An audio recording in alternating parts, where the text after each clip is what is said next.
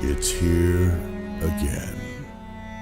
Activision has found an entire new way to f*** the game up. Millions of you little 12-year-olds pre-ordered the game 3 years ago with Jimothy, thinking that you would be able to play on release day. No, you can't play on release day. No, you can't.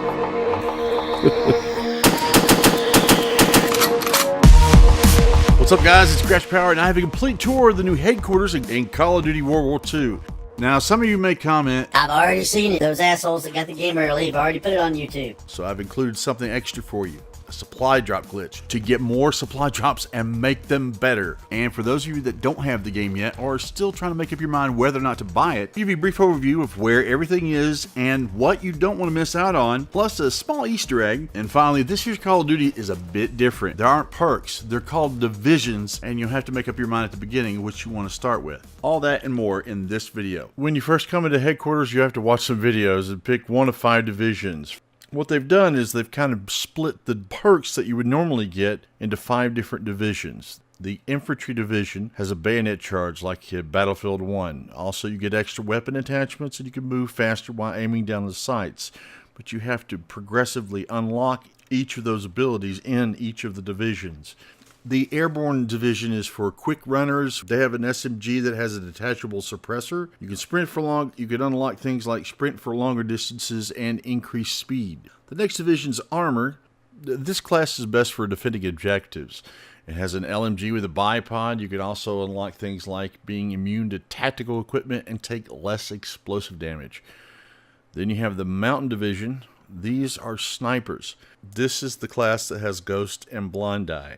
They're always invisible to spy planes and player-controlled score streaks, and you can ultimately unlock the Dead Silence perk, where you make no noise when you move. And finally, you have that Expeditionary Force. Shotguns with incendiary rounds.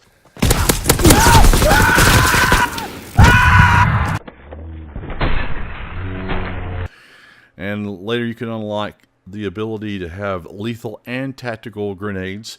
And you can throw equipment faster and farther. And then finally, you have a scavenger perk.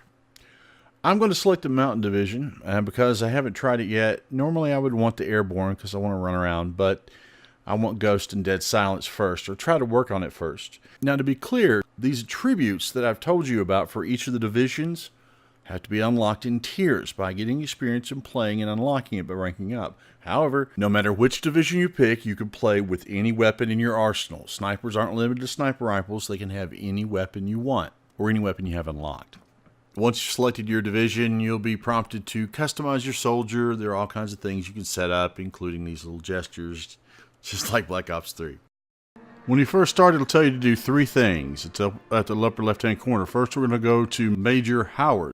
Here you can get orders for pretty good rewards like XP, armory credits, supply drops, and rare supply drops. The harder the challenge, the better the reward, and there's no time limit on these. Next, we have to pick up payroll from the mail station. It's located over here. Command will pay your wages and armory credits, which you can use to equip yourself with the best gear available. You can come back here every 4 hours and get more money. Every so often, you get rewards and special items and messages in your inbox. Finally, we need to go to the Quartermaster, which is a one-stop shop for gear, weapons, and other types of loot. You'll see contracts and collectibles in here. Contracts are purchasable, time-sensitive challenges that you find higher quality rewards. After you play a match, it'll come back and tell you, enter the score streak training through the tower at the beach. And that's down here. And you can basically practice with any score streak in the game. All you want.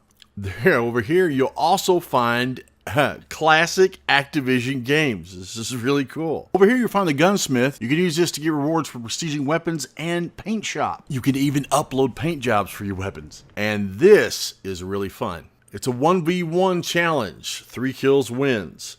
When you start the game, you have 3 different weapon options. They change every game, and each of you pick which one you don't want allowed. And the one that neither one picks is the weapon that you have. And whoever wins ends up here on this pedestal, and you can challenge again. You don't even have to stay around to wait to play. You can put yourself in a queue and go do whatever.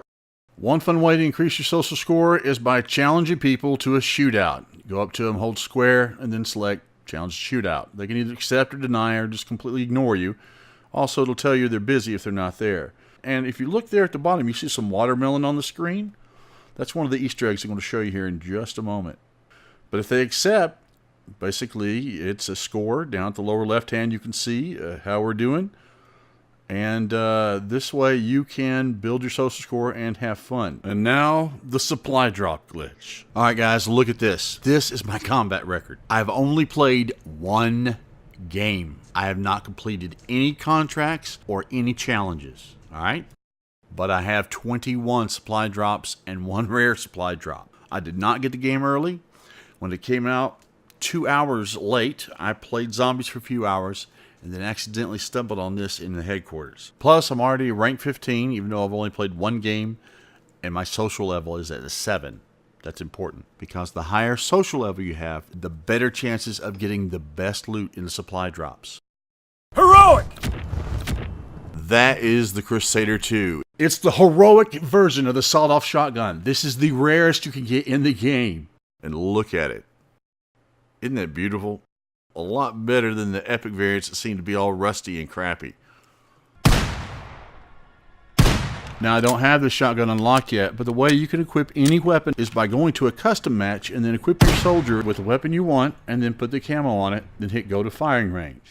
This was all recorded the day the game came out, just later in the day when we could get in the social lobby. And I started noticing when I'm sitting here, I would get promotions for social rank, and actually promotions, you know, for my regular rank, whatever you call it, just by sitting in the proximity of these things. You could stand and be next to it, and I did at first. I noticed that I would start going around challenging people to shootouts and doing other things, and I got 11 supply drops out of nowhere. But then I thought, what if I could just sit in a certain area and have people, you know, come to me? I would also get supply drops when people got epic loot, if I was in the proximity every so often. It's time-based, I believe, just like in Advanced Warfare. But then I thought, alright, if I could find just the right spot where players would automatically throw it at me, I put my controller down, left the house, and went to town to do some chores. And I ranked up more and more, and I wasn't even at the controller.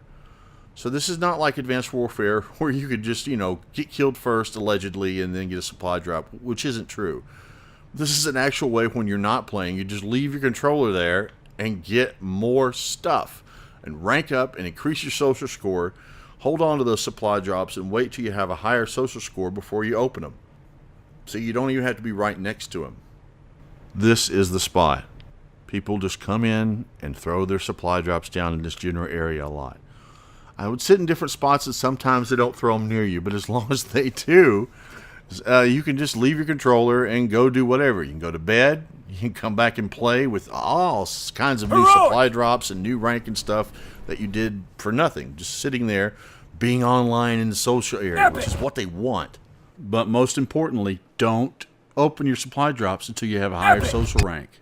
Now, this isn't a typical glitch like you could do in the game, but you have to think about it. When you're not playing the game, whenever you're away from the game, you can still earn supply drops by doing nothing. I definitely think this is a valuable glitch, and you should try it. Let me know what you think in the comments below. Alright, here's one part of a 3-part Easter egg. Finding a football on the map. Go over here to the right, and then hop up on this little pedestal. Aim right at the corner of this platform, then sprint jump up here, and you'll get a football that you can throw around. You can play catch with other players. You can throw it at a wall.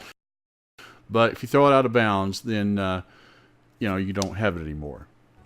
Alright, the watermelon glitch, you just simply need to shoot a couple of targets. First, you shoot these 6 in the front. And when you do, you're going to notice these targets pop out here on the right. Now, I don't know why I waste time shooting this target. Then you'll shoot these targets right here. And I screw up somehow and get distracted. Also, if you miss a target, you can just shoot this diamond right here and it'll reset the targets. But when you shoot the ones on the right, you'll notice these 2 torso targets pop up. Shoot both of them, and you get the watermelon. If this is your first time here, I'd love for you to subscribe. Drop a like if you appreciate this video. If you don't, drop a like anyway or I'll kick you in the nuts. Thanks for watching.